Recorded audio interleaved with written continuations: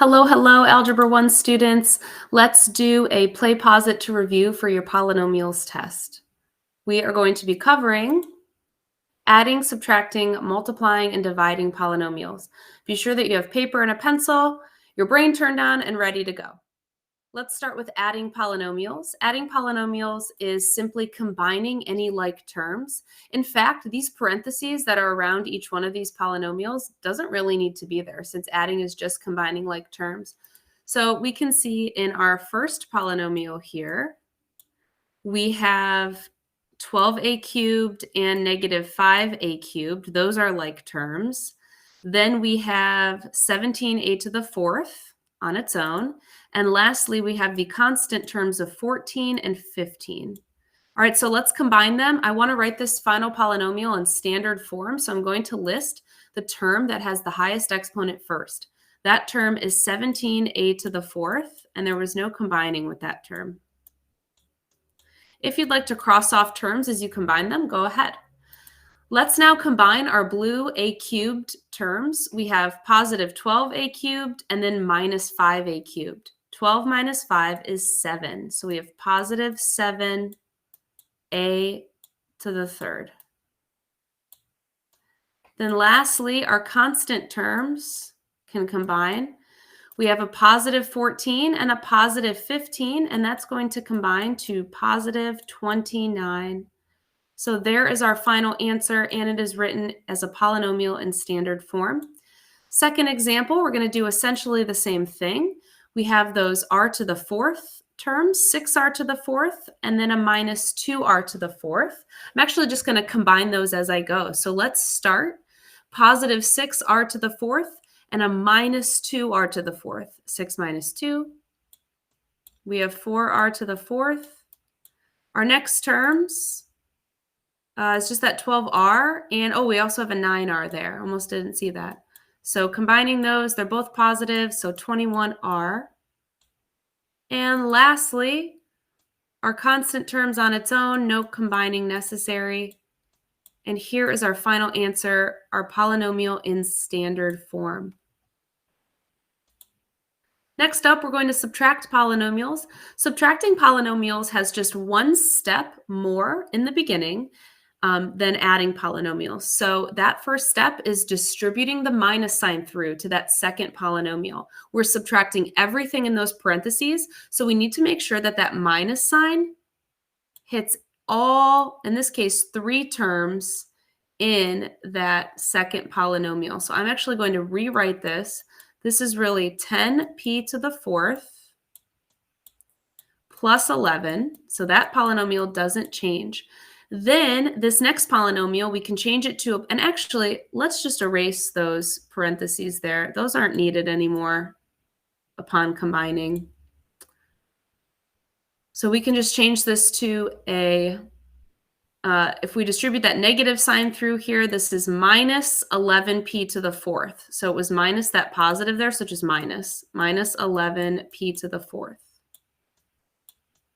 Then our next one, we're taking a minus 13. It was minus a positive 13, so it's just regular minus 13.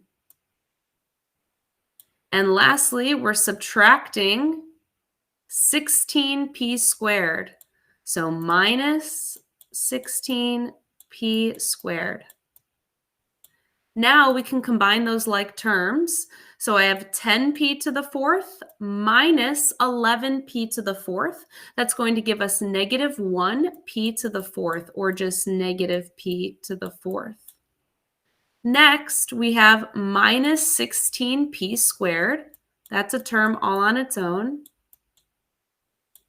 And then our final 2 terms that we can combine are the constant terms of positive 11 minus 13. So combining those, we'll get a minus 2. And that is our final answer, our polynomial in standard form.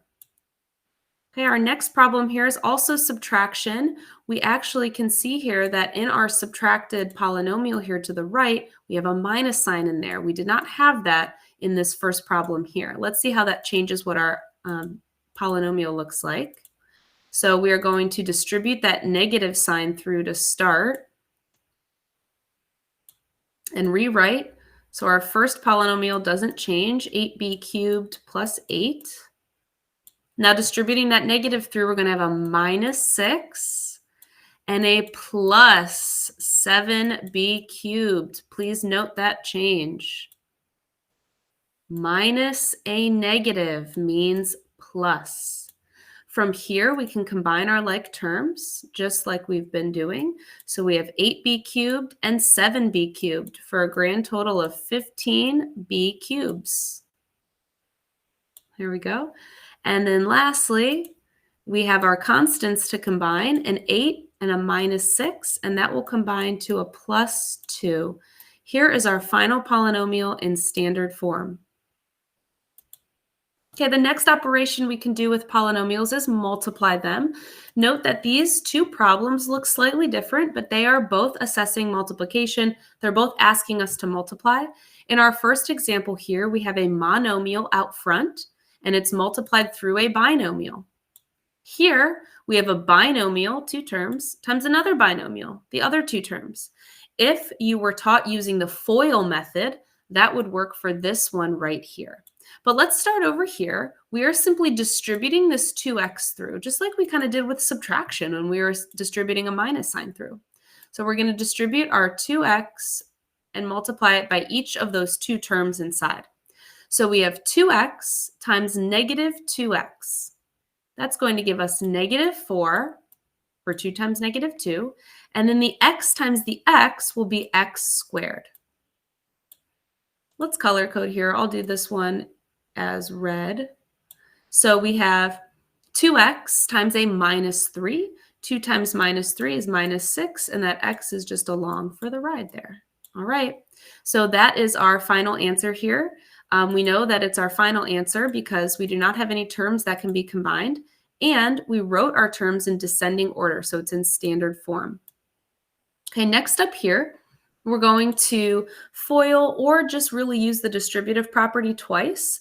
So in our first parentheses here, our first binomial, we have an x, and we're going to distribute that x to both the 6x and to the minus 2, just like we did in the first problem. So let's go ahead and multiply through. This is really a 1x as well. So 1x times 6x is 6x squared. X times x is x squared. Next, we're doing x times minus 2. That gives us minus 2x. Okay, so we're done with the x term here. We're done with that one. Next, we have the minus 3 that we now need to distribute through. So this minus 3 is going to get distributed to those same 2 terms in the second parentheses there. So first we have negative 3 times a 6x. That gives us minus 18x. Next, we have that negative 3 times a negative 2. A negative times a negative is a positive. We'll have plus 6. This is not our final answer yet, although we are done with multiplication, we do now have to combine our like terms. The like terms are going to be in the middle. If you used the FOIL method, that's your O and your I terms. So from here, I'm going to bring down the quadratic term, 6x squared. Then we have minus 2x minus 18x, so minus 20x. And then bring down the plus 6. And now we have our polynomial final answer in standard form. One more with multiplying polynomials. Here we're cubing this polynomial, which if you wanted to write it out times itself 3 times, you could. That is what we are doing. However, I believe that it's easier to think about cubing each piece inside here. So raising each one of these pieces, and what do I mean by pieces? I mean the 5, I mean the x squared, then the y to the first, then the, let's do a fun color, then the z to the 4th. So I'll start with the 5. I'm raising everything to this third power here, okay? This third power here. So 5 to the 3rd. Then next is the x squared, and that's being raised to the third. Then next we have that y to the first, and that's being raised to the third. And then lastly, we have that z to the fourth, which is being raised to the third.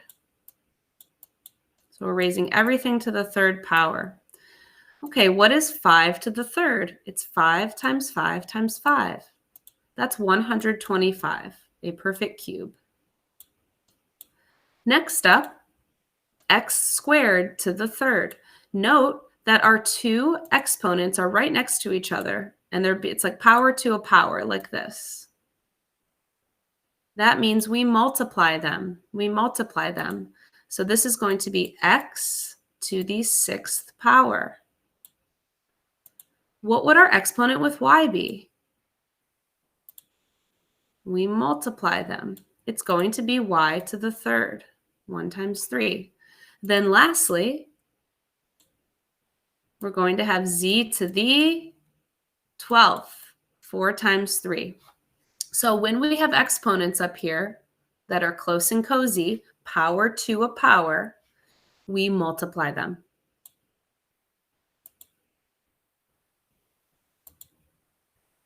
Our last operation is dividing polynomials. This is probably the most recent one, or rather, it is the most recent one, probably the most fresh in your mind. But let's do a little recap here. Recall that when we are dividing two exponents have the same base, so we subtract our exponents there. So let's take a look at this first question here. I see we have 15 over 10, and then we have h to the third over h to the second, j to the 10th over j to the 6th, k to the 12th over k to the 7th. We're going to think about that as like 4 parts. So looking at just our plain numbers here, 15 and 10, we can divide them both by 5 to simplify that fraction. So dividing 15 by 5 will give us a 3, and dividing 10 by 5 will give us a 2. So our two numbers here are 3 over 2. Then next, we want to take a look at our h. We have an h to the third divided by an h squared. So we want to subtract those two exponents there. We're going to start in the spot that has the larger exponent, which is up top. That's where our final h is going to end up. 3 minus 2 is 1. So I don't need to write an exponent there. So we did our h's. Now our j's. We have j to the 10th over j to the 6th. Our larger j value is 10, so that's going to be where j ends up in the end, is in the numerator. 10 minus 6 is 4. Finally, we have our k's, k to the 12th over k to the 7th. 12 minus 7 is 5, and it again belongs up top because that is where the larger exponent initially was. And here is our final answer of our simplified polynomial.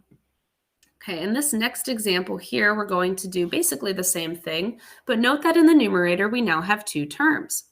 We can actually rewrite this to be two separate fractions over that common denominator there. So both of the fractions will have our common denominator of 2n squared. And then we're going to simplify as normal. In our first fraction, 8 and 2 can both be divided by 2. So this negative 8 will become a negative 4, and the 2 will just become a 1. We can also see that we're going to subtract our exponents with n. The larger exponent is in the numerator. 3 minus 1 is 1. So this is going to be negative 4 n to the 1 all over 1, which is just negative 4n. In our next term, we see a couple things. The first thing that I see is something that I can cross off, and I love it. N squared over n squared. Goodbye, n squareds. They cancel. Then we have 18 over 2, which is 9. 9 over 1. And there we have it. Here's our last example in our review today. We are going to divide some polynomials again, but with negative exponents. So your first step here should be to get your exponents to be positive. So shift them where they are in the fraction. If they are a positive already, just leave them be. So let's take a look. This x to the negative second down here needs to move. So it's going to move up top and become a positive 2 exponent. Then we see we already had a y to the first down below, so I'll leave that be. And then this y to the negative third is up top, so it needs to move down below and then become positive. Now we can simplify. 6 over 9 simplifies to 2 over 3 by dividing both top and bottom by 3. Next, we see that we have these two terms that have the same base of x and they're being multiplied. So we add our exponents. We add the exponents here. It's x to the fifth times x to the second. It's not x to the fifth up to the second. We see the x written out twice. So we add our exponents here. So this is going to be x to the seventh up top. Down below, we use that same reasoning to get y to the fourth. And all of our exponents are positive, and each base is written only once. Good luck on your polynomials test.